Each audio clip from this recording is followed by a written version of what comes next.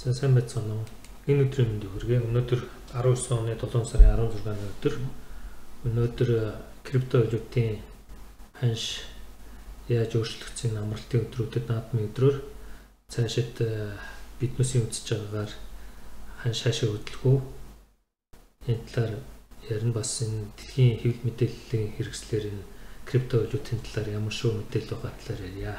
Яг одоогоор 10,686 та байна. Наадмын өмнөх өдөр бол 13,000 та байжсэн. Ингээд одоогоор жоохон уналттай байна. Ерөнхий ханшны хандлага бол өсөлтийнхөө тренд дээр юу бух зах зээлийн төлөвтэй байгаа. Тренд бол өсөлттэй байгаа. Энэ ойрын хугацаанд бол энэ 7 хоногийн дотор бол ингээд уналттай байгаа. Энд бол нөлөөс маш олон хүчин зүйлүүд байгаа. Энэ сард бол маш их сонирхолтой үйл явдлууд болно. Одоогоор биткойны long бол 50.9%, short бол 49.9% байна. Энэ дээр бол одоо худалдаа авагчдын тоо арай илүү байна гэсэн үг. За Дональд Трамп бол 12-нд бол энэ биткойны талаар бол анх удаа үг хэлсэн. За Америкийн нэгдсэн улсын ерөнхийлөгч бол энэ биткойны тухай анх удаа үг хэлж байгаа юм явдал болж байгаа. За энд юу гэж хэлсэн бэ гэхээр би крипто валют бол биткойныг бол дэмжих жишээ. Энэ мөнгө биш зүйлийг дэмждэг. Энэ ханшны хэлбэлзэлтэй тэгээд агаар дээр суурилсан ийм зүйлийг бол би дэмждэг гэсэн байгаа. Крипто хөрөнгө бол зохицуулалт байхгүй, хууль бус 8 арилжаа хийдэг ийм зүйлгээд ингээд ярьсан байгаа. Энэ дээр бол крипто валют дээр ажилладаг хүмүүс өөрсдийн сэтгэлдээ бичсэн байдаг. Энэ Justin Sun гэдэг та нар мэдж байгаа Tron одоо төслийн удирдагч 25-нд бол энэ ерөнхийлөгчийг яг энэ Twitter дээр бичсний дараа нь бол өрсөн байгаа. Энэ 7 сарын 25-нд бол Warren Buffett-тай уулзсан 6.1 сая доллараар бол энэ Buffett-тай уулзах юм урилга аваад ялсан байдаг. За ингээд маш олон хүн бол энэ дээр сэтгэлдээ бичсэн байгаа. За энэ ягаад энэ улс орнууд ингээд том хүчрхэг улсууд крипто валют биткойны талаар яриад эхлэв. 1-2 жилийн өмнө бол крипто валютын биржүүд ч юм уу майнинг хийж байгаа компаниудыг хятадаас гарч яанд хятад бол крипто валютын зохицуулалт хийж яан зөвшөөрөхгүй гэж ярьдаг байсан. Япон руу гарлаа, Солонгос руу гарлаа, Солонгосоос Малт руу явлаа гэдэг байсан бол одоогоор энэ дэлхийн хүчрхэг улсууд бол ярьж дуугарч эхэлж байна. Энэ бол их маш нааштай сайн үзүүлэлт. Манайд бол үндсэн хуулиа өөрчлөнө гэдэг хурлыг 108 гишүүнтэй 5 жилийн хугацаатаар сонгодог болохоор ерөнхийлөгч юм үндсэн хуулийн өөрчлөлтөнд нэмэлт өөрчлөлтөнд саналаа өгсөн байлаа. Хизээ крипто валют энэ биткойн том мөнгөний зохицуулалтын талаар ярих нь бол одоохондоо тодорхой байна. За бүгд график дээр авч үзье. Яг одоогоор биткойн 10,683 доллартай тэнцүү байна. Энэ дээр бол биднээс нөгөө өмнөх бичлэг дээр үзүүлж ирсэн 10,000-аас 14 хооронд ингээд ханш бол нэг өсөндөө биднээс 11-ээс 10,000-аас 14,000 хооронд ингээд ханш хэлбэлцэнэ. Энэ флет буюу энэ яг нэг төвшнөө барина гэсэн юм тайлбар тавьж ирсэн. За энэ дээр өнөөдөр биднээс арай өөр юм ярина. За SME биржийн фьючерс арилжааны энэ график дээр харуул зүгээр. За энэ нэг өдрийн хязгаартай энэ фьючерс арилжаа өнгөрсөн 7 хоногт бол амралтын өдөр бас энэ тасралт үүссэн байна. Ханшны тасралт 11,359-өөс 10,955 долларын ханшны одоо тасралт үүссэн байна. За Fibonacci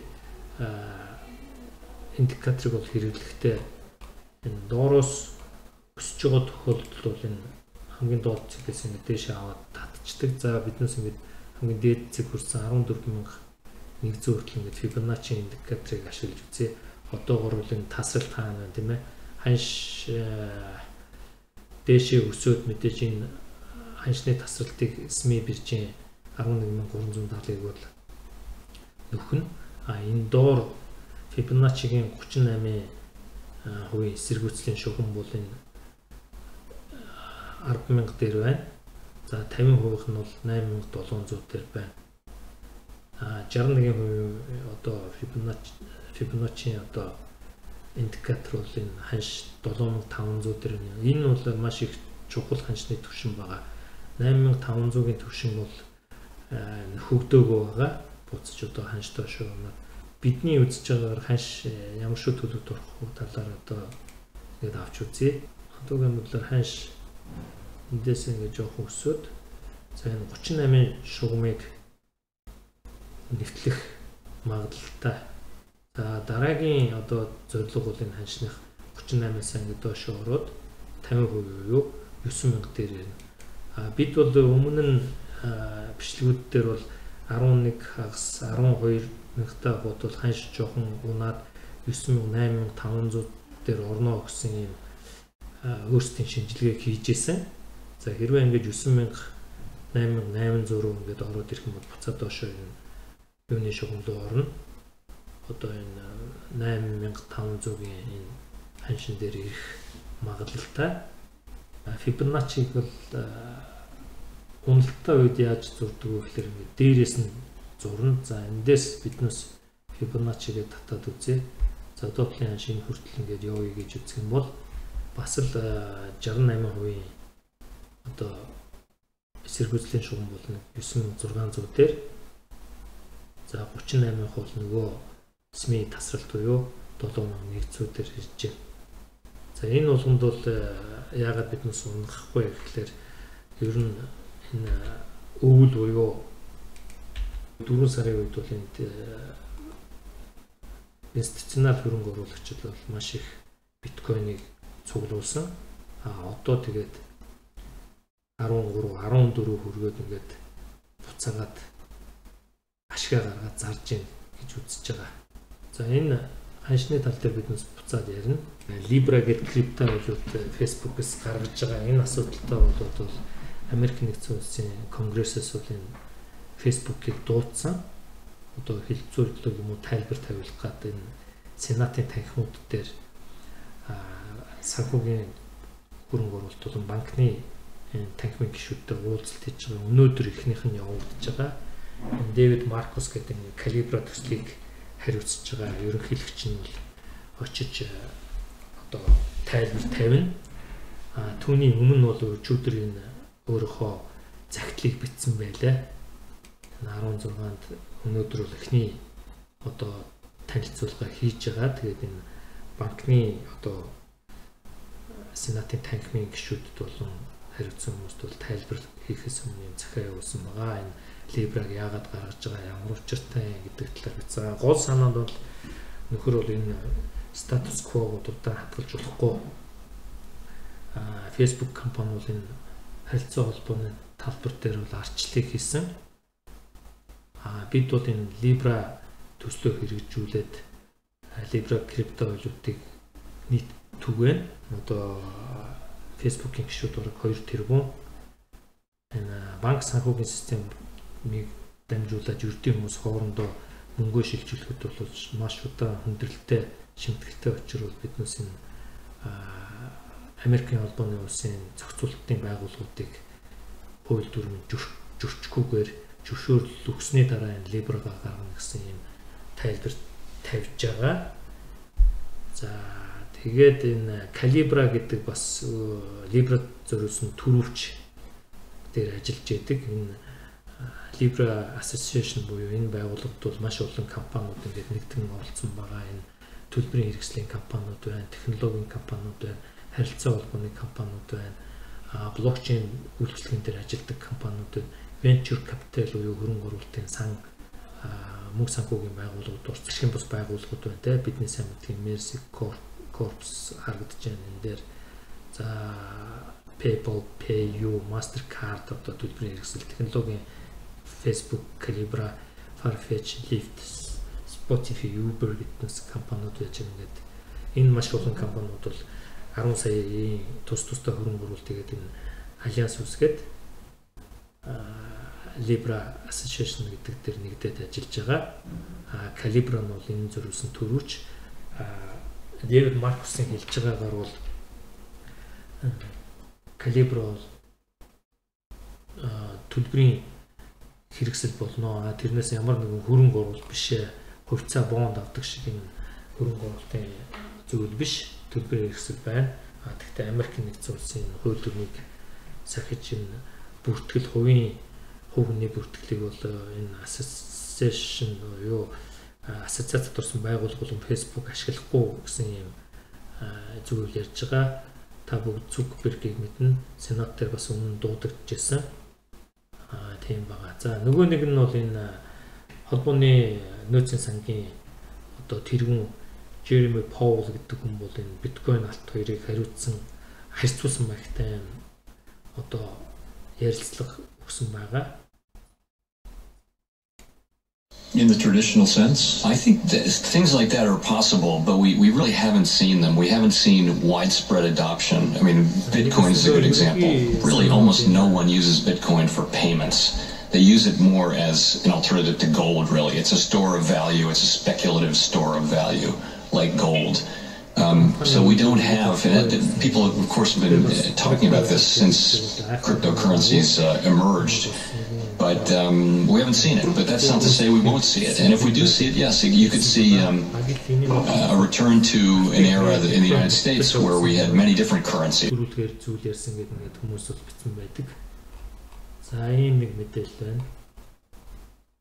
За энэ бүгдээс харахад бол ер нь криптовалютын зах зээл бол нэлээд их эрчимтэй хөгжиж байна. Маш сайн болж эхэлж байна. За эфирмийн талаар бид энэ альткойнуудын талаар дараа нь ярина. Одоо энэ эфирмийн ханш бол нэлээд унтсан 215 энэ 4 сарын 2-нд биднээс энэ графикийг хийжсэн 147 доо эфирм авчихсан бол одоо бараг энэ 200-аас доош ороод ирсэн юм байдалтай байна. CoinMarketCap дээр биткойны давамгаалал 66.6% байна. Нэгсэндээ биткойны давамгаалал 2017 оны 2 сарын 20-оос биткойны давамгаалал 85%-тай явж байгаа ингээд унсан унаад ингээд өсөөд 50-60 хүрч ирсэн бол өнөөдрийн байдлаар гэхэд энэ бараг 66-70% ороод ирсэн байна. Альткойнууд бол энэ жоохон суулттай ханш унсан байгаа. Иймэрхүү байдалтай байна. За энэ Америкийн сангийн сайд Стивен Mnuchin гэдэг хүн бол мэдээлэл хийсэн байгаа. Libra юу энэ криптовалют ялангуяа Libra-тай холбоотой энэ Марксыг Cryptocurrencies such as Bitcoin have been exploited to support billions of dollars of illicit activity like cybercrime, tax evasion, extortion, ransomware, illicit drugs, human trafficking. Many players have attempted to use cryptocurrencies to fund their malign behavior. Libra бол криптовалютыг бол оруулж болохгүй гэсэн юм ярьж байна. Гэвч өөрөө бол ингээд энэ долларыг бол маш их хэмжээгээр хэвлээд их нэртэйгээ энэ зураг нь харагдаж байна. Та бүдгийн өмнө долларыг бол одоо хэмжээ хязгаардаггүй бол хэвлэж болно. Нэг зүгээр цаасан дээр будагтаа цаас гэсэн үг. Ногоон хөнгөтэй ингээд хэвлээд дэлхийн тараадаг. Ямар ч алтан баталгаа байхгүй. Холбооны нөөцийн цанаг бол одоо хувийн компани байгаа. Криптовалютаар ингээд болох бүтэхгүй зэвсгийн 8 ард тамхи хийдэг гэдэг ингээд хууль үүсцүүд хийдэг гэж байгаа боловч энэ цаасан мөнгөөр бол тэрнээс илүү 8 арилжаа хийж ингээд дэлхийн нийтээр төгснгийг бид бүгдээрээ мэдж байгаа шүү дээ. Тийм учраас бол энэ криптовалют бол зайлшгүй яалч иргэд буцалтгүй бидний хэрэглээ болохоор ингээд ороод ирлээ. Том гүрний том банк санхүүгийн байгууллага удирдагчид бол одоо ингээд криптовалютад санаа тавьж байгаа гэдэг чинь зайлшгүй энэ чиглэл рүү явж байна гэсэн үг байна. За Binance дээр энэ маржин арилжаа ороод ирсэн байгаа. Та бүгд ингээд харж байна. Маржин арилжааны төвчлөр дээр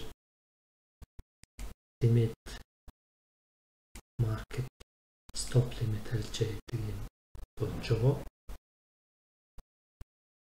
За биткойн ханш цаашаа явах бай гэж. За одоогоор хэрвээ биткойн аваагүй хүмүүс бол бид дахиад зөвлөхөд төр хүлээх хэрэгтэй.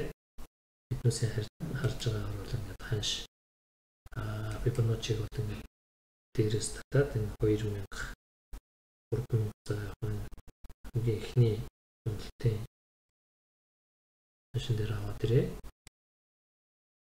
Бидний үзэж байгаагаар бол энэ 61-ийн фьючерс арилжааны тасралт дээр ирсэн байна. Ханш цаашдаа бидний үзэж байгаагаар ингээд жоохон буцаж өсөөд нэг 10,011 руу ороод 11,200 хүрэхгүй болов ингээд буцаад 50% юу 9,000 руу орно. За энэ хооронд бол ингээд хөдөлгөөн хийгдэн тийм ээ, янз бүрийн хөдөлгөөн. Тэгээд энээсээ доош унах юм бол ингээд 8,000 руу ороод 7,100 руу орох магадлалтай байгаа. Нөгөө нэг нь бол энэ эсэргүүцсэн шугам буюу 12,500 13 руу явах магадлал арай бага болов гэж үзэж байна. Тийм учраас биткойн аваагүй хүмүүс бол төр харцсан дээр баг 12,500-ийн шугам руу ороод ирсэн бол одоо тодорхой хэмжээгээр өөрийнхөө мөнгнөөс бол биткойн авахд бол аюулгүй болов гэж үзэж байна. За ингээд 8 сар бол биткойны ханш ундаг сар гэж хүмүүс ярьдаг. Тийм учраас та бүгд энэ биднээсээ өгч байгаа мэдээлэл дээр үндэслээд өөрсдөө зөв шийдвэрийг гаргаарай. За математикийн хэс өгödik эхлээд таныг үгүйсгэн, дараа нь таныг шоолно, дараа нь тантай дайтна, эцэст нь та ялна. Математикийн. За ингээд та бүгдэд анхаарал тавьсан баярлалаа. Баярлалаа. Cryptocurrency could disrupt one of the biggest and oldest problems that has ever existed on this planet. The ability to move currency. You know, in the old days, it used to be I trade my donkey for my chicken or my chicken for my donkey or your donkey. Currency was originally just a simple way to trade my chicken, get some money, and go buy a donkey. And it used to be coins, and the coins got too heavy, and then they went to paper, and then when the paper for a while was back, the golds and the silvers and the things, the real assets. And then back in the 70s, I guess, that was removed. The gold standard no longer backs the dollar. What's that piece of dollar worth? What's that dollar worth? My daughter, my 8-year-old daughter asked me just yesterday, she says, Papa, how can a piece of paper be worth anything? All we know for sure is it's worth so little that the bank takes it and converts it to a digit. They don't even want the paper. Stocks are worth even less. Go to Bank of America. Say, hey, I want to borrow money to buy your Bank of America stock. No, won't do it. They'll lend you money to buy a piece of real estate though. Why? Because they know that piece of real estate produces income every month. So what is Bitcoin? What is Litecoin? What is cryptocurrency? All I know is this. If I sold mine today, that speaking gig paid me $1.6 million.